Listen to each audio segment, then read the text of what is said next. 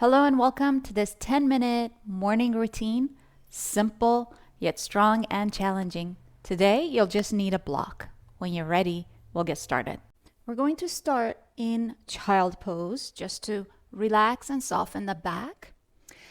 Lengthen the arms forward and bring your head down. If your head doesn't go all the way to the floor, use that block to support your forehead. You want to try to get the hips back and down, but don't worry if they don't land on your heels.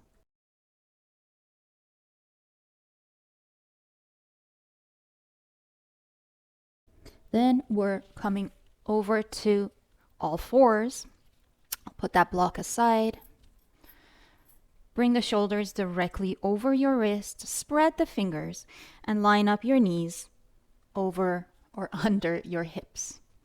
Point the toes under. Start here for downward facing dog so that you have good alignment going into the pose. Then when you're ready, lift your knees up and with an exhalation, press the thighs back. Here you can keep your heels up and you see the legs want to bend. Exhale, push the thighs back. And then as you take the hips back, move the weight back out of your wrists and transfer it into the thighs. Take a breath. Look forward and begin to walk the feet forward towards your hands. And you can come on to your fingertips.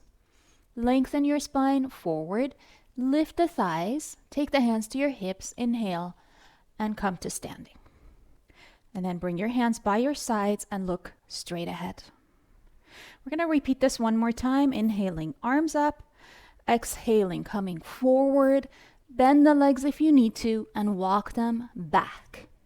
Then bend your legs. We come down and back into child pose. You can rest the head to the floor or on the block as you wish. Coming back onto all fours for our second downward facing dog.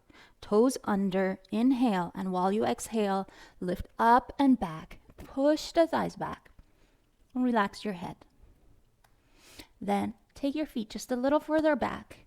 Really push the thighs back against the femur bones and come over into a momentary plank. Abdomen up. Exhale. Back to downward dog. One more. Short plank. Abdomen up, shoulders back, and then back to downward dog. Then step the legs forward towards the hands. Uttanasana here with the concave back, lengthening the chest forward. Hands onto the hips, inhale, and come to standing. Then from Tadasana, you can take your hands onto your hips, step the right foot forward and the left foot back. Take the time to really measure. You want to have a wide space between your feet so that you can bend your front leg to 90 degrees.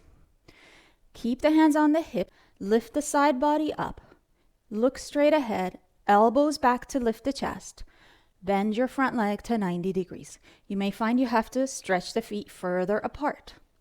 Take a breath, look straight ahead, focus on that lift of your chest, and then come back, turn the feet and walk them back together. Hands on the hips, left foot forward, right foot back. Keeping the back leg straight and steady, looking straight ahead, elbows back. Inhale.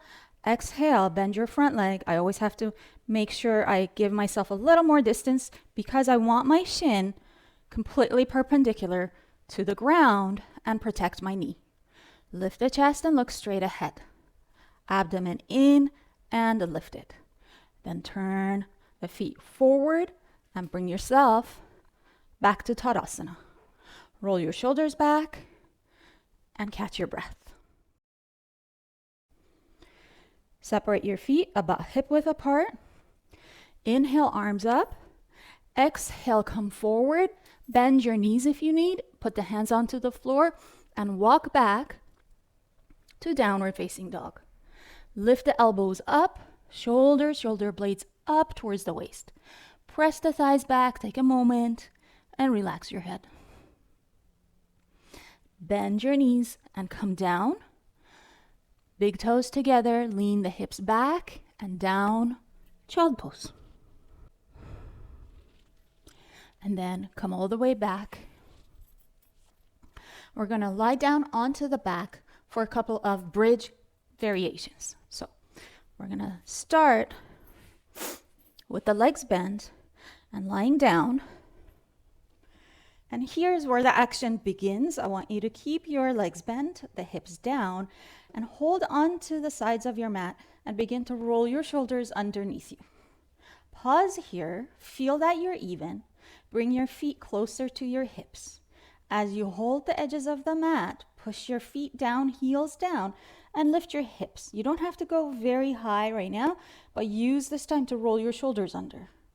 Push your heels, and then maybe go a little bit higher up.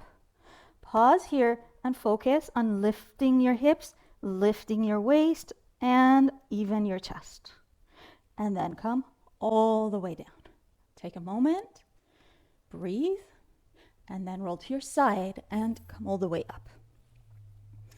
Now we're going to use the block for bridge pose or Setu Bandha Sarvangasana. So the block orientation is going to be like such. So it's high up and it's narrow. It's going under the back. So we'll lie down on the back. Again, take a moment to feel even and shoulders rolled under. So the block is going like such underneath the tailbone. So we lift, I have to lift my heels to get really high up there, and we place the block directly under the tailbone. And then lift the chest a lot and put your heels back down onto the floor. Focus on lifting the sides of your waist and your chest, and again, holding the mat helps to roll the shoulders under.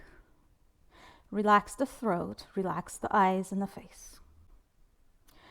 And then to come out, push your heels down, lift up your hips higher than the block. And then this part is important. Try to come down really slowly, like one vertebrae at a time, lengthening from your hips towards your heels. And then when you get to the floor, just drop your knees against each other and let your feet go a little wider than your hips. Then just turn to your side and come up. So don't rush to come up out of Setu Bandha. Take your time. That was it for today's short but strong practice. If you're enjoying these sessions, please make sure you like and subscribe. Thank you. See you next time.